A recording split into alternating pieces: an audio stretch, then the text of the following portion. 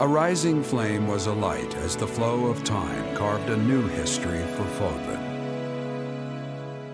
With the fall of Ferdiad, the Holy Kingdom of Fargus and the Church of Seros both vanished into the people's memories. Fodlan was finally one unified nation, under the rule of Emperor Edelgard and the Adrestian Empire. Embracing her newfound power, Edelgard could at last set about destroying Fodlan's entrenched system of nobility and rebuild a world free from the tyranny of crests and status. Yet, beneath the surface, an unseen and silent struggle began to take shape. From her seat of power, Edelgard could at last wage war on those who slither in the dark.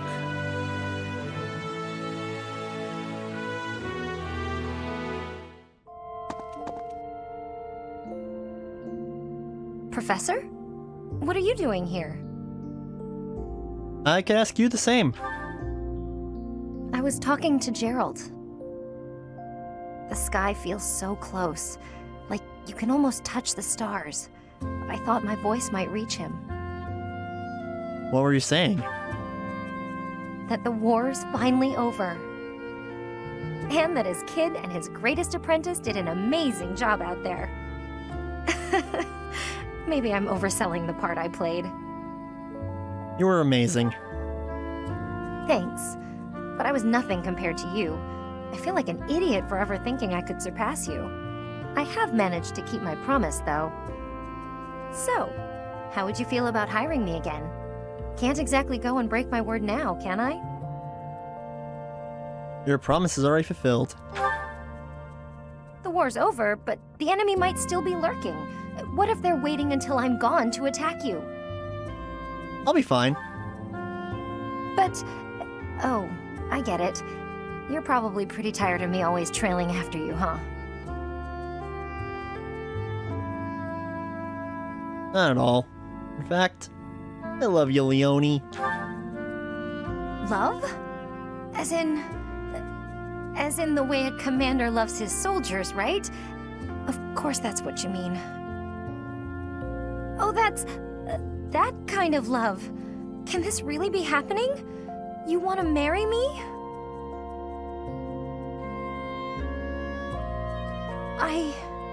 Of course I will. You are being serious, right? That would be an awful joke. I'm sorry. I should have been more honest. All that stuff about my promise a minute ago, it was mostly just an excuse for wanting to be near you. But I'm not really the romantic type, so I had a hard time coming out and saying it. Are you sure this is what you want, though? I know I'm not exactly conventional. Guess I'm really wearing this ring then, aren't I? But I do still have a promise to keep with Captain Gerald, too. You've got a big job ahead of you, building a whole new Fodlan. I'm going to support you through all of that. Make sure it never gets to be too much. Then that's that. I promise to protect you until death parts us. And I'll be happy for you to do the same for me.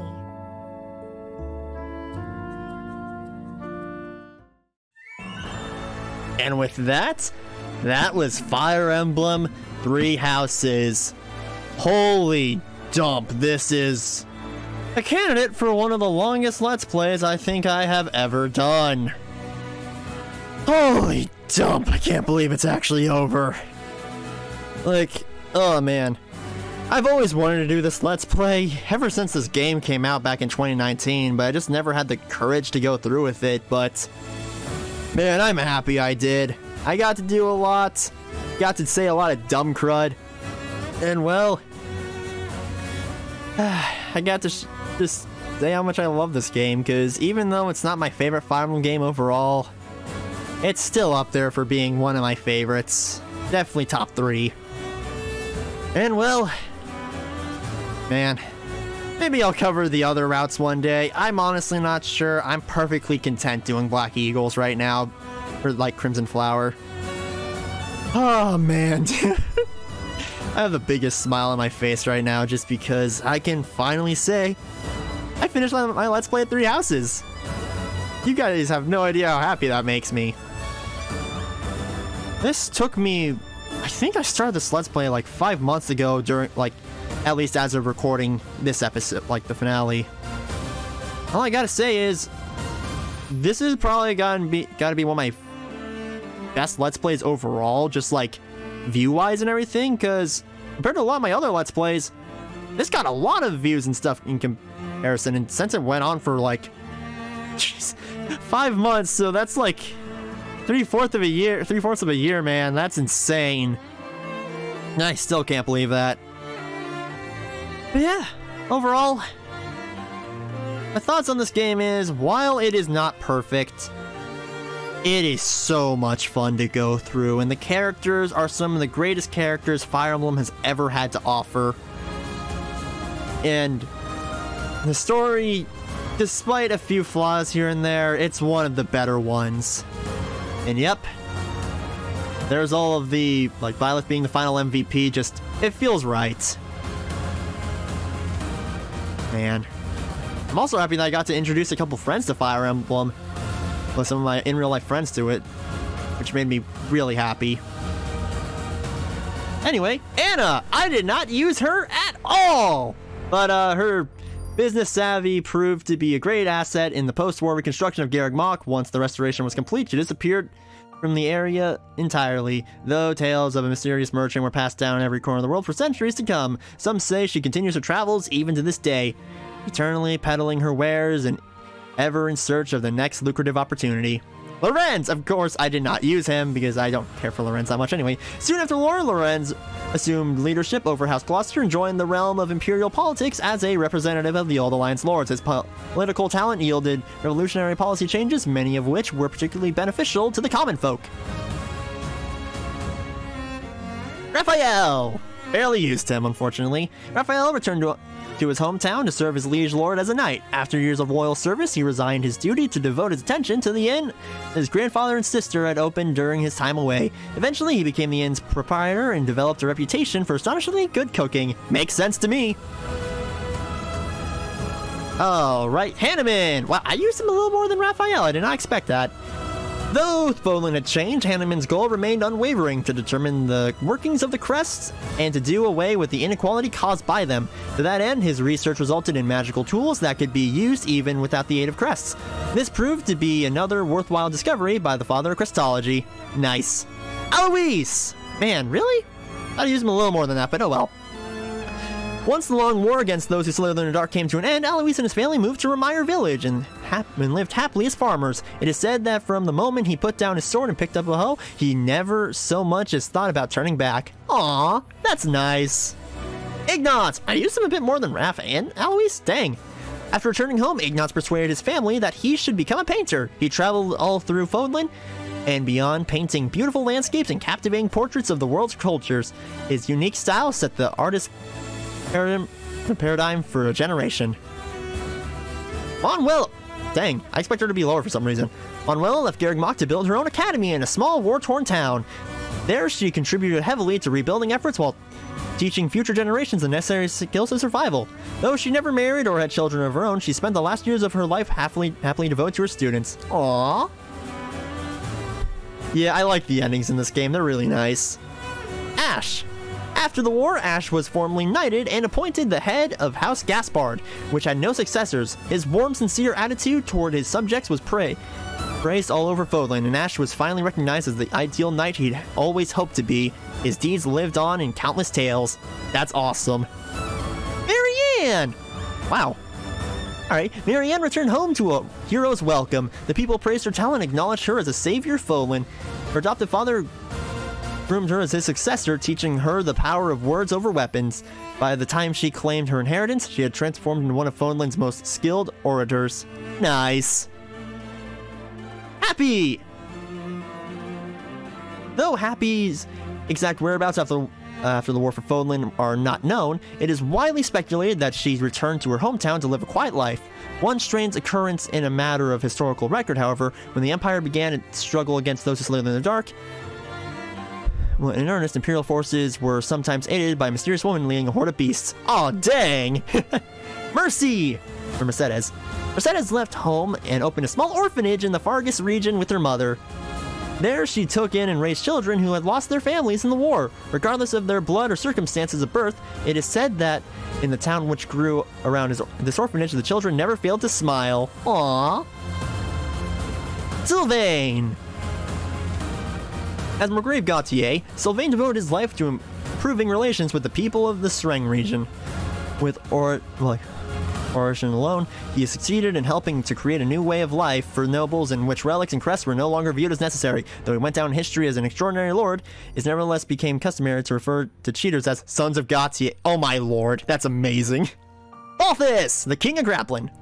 After the war for Folan, Balthus wholeheartedly joined the battle against those who slithered in the dark. The devastation he wrought in the Battle of Shambhala was immortalized in a tapestry entitled Avatar of War, and passed down through the generations. Afterwards, it is said he returned to Kupala and became a protector of the mountain folk. Nice!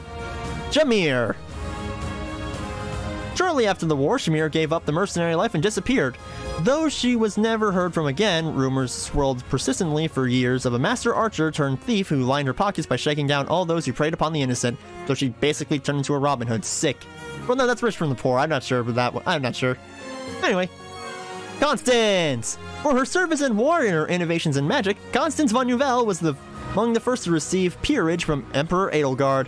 Though her noble house was given no guarantee of power, on a hereditary basis, Constance made certain that House Nouvelle would be valued as a leader in magical research and development for generations to come. Aww. Yuri!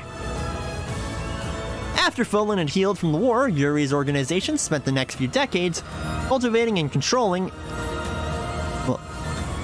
illic markets. Not coincidentally, wherever Yuri's underground business thrived, so did orphanages and almhouses.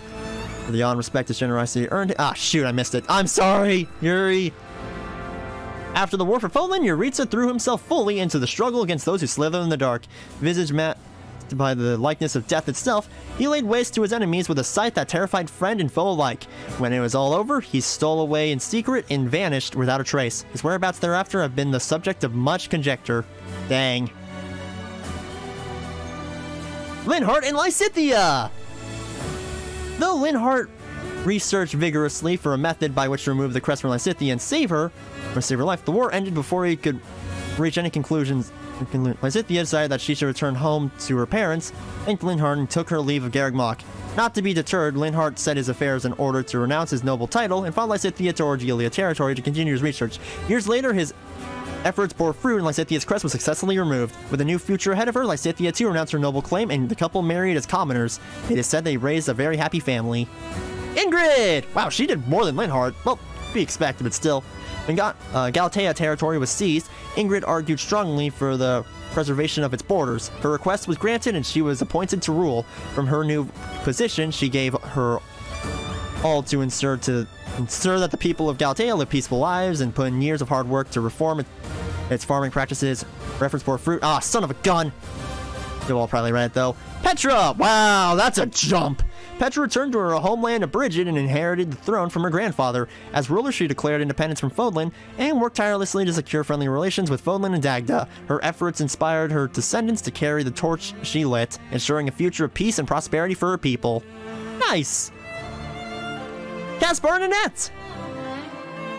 In recognition of his achievements during the war, Caspar was given the title of Minister of Military Affairs in the new Adrestian Empire. Though he was well known for his valor in battle, it was his wife Annette who reined in his recklessness and who truly kept the army in order. The troops came to see Annette as a motherly figure, and under her guidance, the Imperial Army thrived in their private life as a couple. The roles were totally reversed, as Caspar had to be the one step in and correct Annette's various mistakes and crud. Bernadetta and Felix. After the war, Felix attempted to set out on his own, but was waylaid by Bernadetta, who begged him not to go. Persuaded to stay, Felix ended up marrying into House Varley, the title which Bernadetta had inherited. The couple got along smoothly, although it was rumored that in the early years of their marriage, she once had to restrain him physically to prevent him from taking a trip to the Yagma Mountains to train. As the years wore on, Bernadetta became more reclusive, and Felix took over many of the day-to-day duties of running the house. Documents from their later years were increasingly signed with the name Felix Count Varley. Ferdinand and Dorothea. After officially becoming the new Duke Ayer, Ferdinand set about reforming his territory. Thanks to the wisdom of his wife Dorothea, Ferdinand's policies were of massive benefit to the common folk and brought about a swift recovery. In recognition of his achievement, he was called upon by Emperor Edelgard to introduce these reforms to the Empire at large as the new Prime Minister. Though the work would kept him busy, he always managed to find time for Dorothea. It said that their children filled their loving house. Oh, gosh dang it, I hate it. But then Edelgard and Hubert! As the new Adrestian Emperor, Edelgard... Well, I hate that I couldn't finish reading that anyway. The new Adrestian Edelgard gave all she had to breathe new life into the government of Fodlan. With tireless work, great sacrifice, and her devoted servant Hubert by her side, she instituted new class reforms and helped to ensure the people's independence. Hubert was always close at hand, ready to dispose of unsavory burdens by any means necessary. In their later years, they passed the fruits of her labor onto Edelgard, Edelgard's successor revenge from the public eye. Oh man. But then finally, Byleth and Leone. Almost immediately after Byleth and Leone had finished their lively wedding ceremony, the struggle against those who slither in the dark began in earnest. Leaving the Black Eagle Strike Force behind, the pair formed a new group called the Geralt Company and invited all their friends and allies to join them. The group fought all across Fodlan, cementing the Empire's victory by cleaning up its enemies. With Fodlan secure, all but 2 members of the Geralt Company returned to their homes. The couple continued their careers as mercenaries, taking on all kinds of tasks from monster hunting to tavern security. Their strength and humility were well loved. Aww.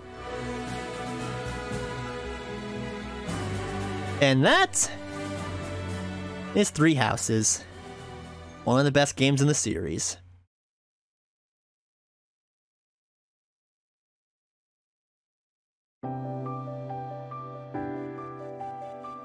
Man, those credits went by way too fast. Holy well, like the other stuff. That was... I'm gonna need a little bit of a breather because I got hung up on those. But yeah, I feel happy with all of the pairings I picked.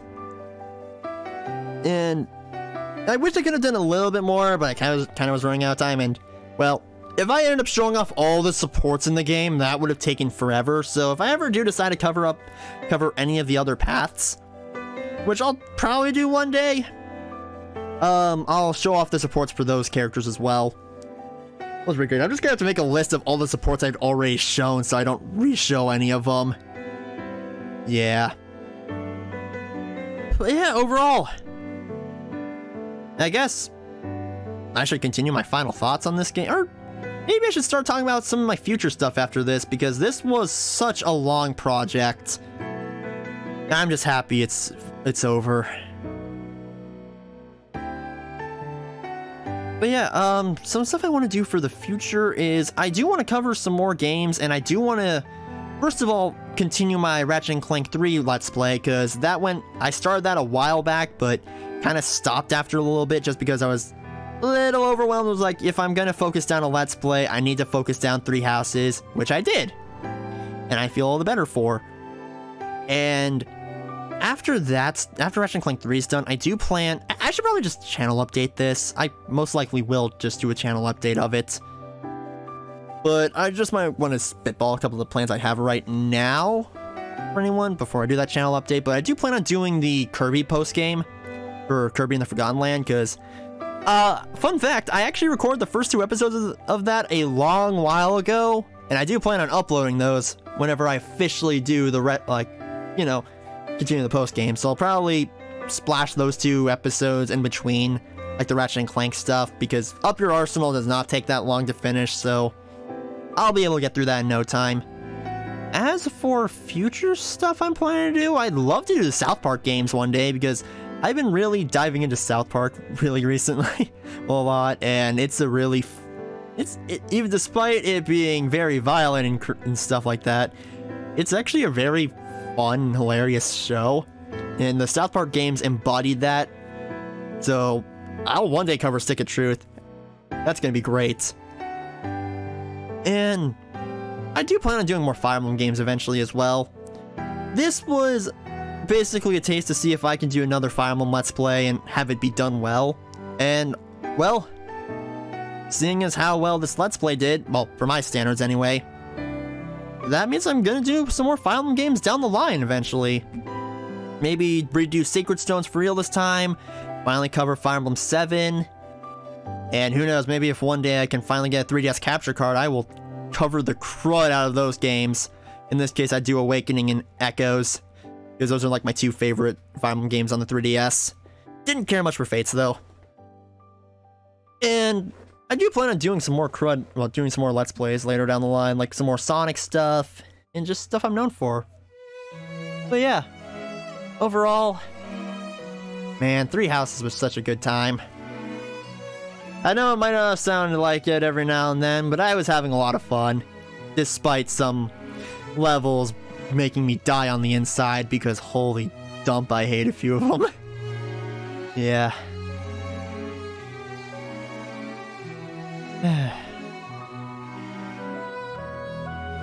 Man, this game's great in all honesty, and if anyone ever is interested in the series, I'd recommend this game as a first one. It does a lot of stuff right, in my opinion. So go ahead and get it if you're really looking into it and want a good start for Fire Emblem, because this is a good start in my opinion. And who knows, maybe I might cover the new Fire Emblem game that's coming out soon, Fire Emblem Engage, because I am interested in that game. I'm not sure about it yet, but who knows? I'll probably enjoy it. I hope I do. I hope I can finish this Let's Play before it comes out. Or I can finish uploading these videos before it comes out. I probably won't, but oh well. Oh, Greg Chun did voice directing. He voiced Lucas in stinking Fire Emblem Three Houses. Well, sorry, in Fire Emblem Echoes. Cool. And now here's the English voice cast, and man, I love the English voice cast in this game. All of them gave it their all. It was in this... man. This game is great. Oh, Aloysius' voice actor voiced both him and Leonardo.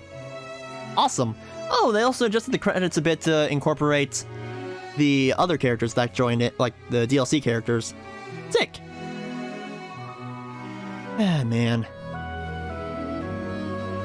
Dang, there are a lot of additional voice actors as well. I see Carl McCarley there, and he voiced the Gatekeeper. That's one thing that a lot of people know. And okay, another voice director was Patrick Seitz. Sick. Ah, man. All I hope is, I just hope Fire Emblem Engage can be at least nearly as good as this game was, because man, I spent so many hours into this game. I think it's probably like my most played game on the Switch. It's definitely up there for one of my most played. If it's not, I'll be surprised. Because I played the absolute crud out of this game, dudes. Man. Yeah. Can't give this game enough praise, though. Despite some of the little quirks here and there, and some classes being a little redundant every now and then, but again, man. Also, I'm happy that I was able to cover my favorite route, because Black Eagle route is my favorite one overall. Because don't get me wrong, Blue Lion's route is also really good, and I know some people have their really like Golden Deer as well, but Black Eagles, they were the house I picked initially, and it's still my favorite group, despite Leone being my overall favorite character, so take that as you will. Man. Yeah. I know there's not going to be like any end credit thing here, but again, this is just I say again, I never really brought this up, but this is just a way for me to just talk about a bunch of dumb crud for that of it, because this is a long Let's Play, might as well get out everything else now. So, yeah, I also realized I missed a couple things. By that I mean, I forgot to talk to Gatekeeper on the final day, so I feel horrible about that. People are gonna nag on me saying, hey, you forgot about Gatekeeper, you forgot about Gatekeeper, so that's gonna be annoying. Oh boy. And then... what else did I absolutely miss? I can't remember off the top of my head, but... again, if I ever think I need to redo anything, I'll just cover stinking Blue Lions next. That is next, but I also do want to do New Game Plus stuff as well, but that's again later down the line, because... good lord. A couple other things I'd like to say about my overall units that I used. is I'm happy I was able to use all of the Black Eagles, and I got to use Yuritsa for the first time. Using Yuritsa for the first time was a lot of fun because he's kind of busted, and I hate that people harp on him just because being like, oh, he's only available for 6 chapters, which makes him not as powerful, which I understand that, but he's also available for all of the other battles and stuff that you can do, and he's got his own little mission as well that you can do with him, so they basically, you know, you get the most with him, which is nice. But yeah, what else is that I haven't already said? This game's great. If you haven't got it yet, go ahead and buy it. It doesn't go for that much nowadays, because obviously when it came out it was like $60, but nowadays you can get it for like 40 or less depending on where you're buying it. And if you're buying it like secondhand, yeah, you'll definitely be able to get it for like $40. But yeah, man, the credits for this game are long, aren't they? To be fair, I've noticed that for credits for games lately. Heck, fun fact, a while ago, whenever Sonic Colors Ultimate came out, I was actually planning to Let's Play that game. And then I found out about some of the technical issues, and then I found out that the credits were made from the 15-minute, well, the infamously long credit segment from 15 minutes went all the way to 30 minutes for Sonic Colors Ultimate. So that was not going to happen. I would definitely like have skipped the credits in that case because I don't want to cover that. Oh boy. Then again though, Sonic Colors Ultimate wasn't as bad as people put it out to be because it was still Sonic Colors at the end of the day. It was going to be good. It just had a few issues and I prefer the original version overall, so I'm still happy with my original Let's Play. Original Let's Play of that game was a lot of fun to do. Well, I say original Let's Play. I covered that game twice on the channel now. The original Let's Play, which is not as great because I used a stinking camera instead of a capture card. Second time around was a lot better, in my opinion. Had a lot of fun with that time. Ah, man. Game is good. That's all I can really say.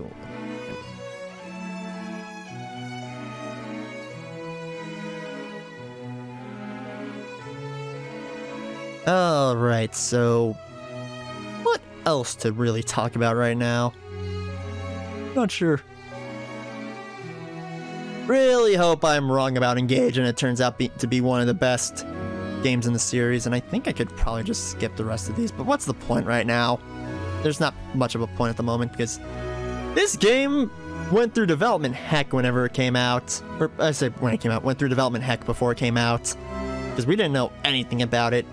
Oh, wait, we're finished. Sick.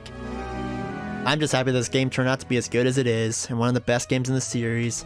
Anyway, guys, thank you all so much for watching this very, very long Let's Play. And I'll see you on the next one. Goodbye!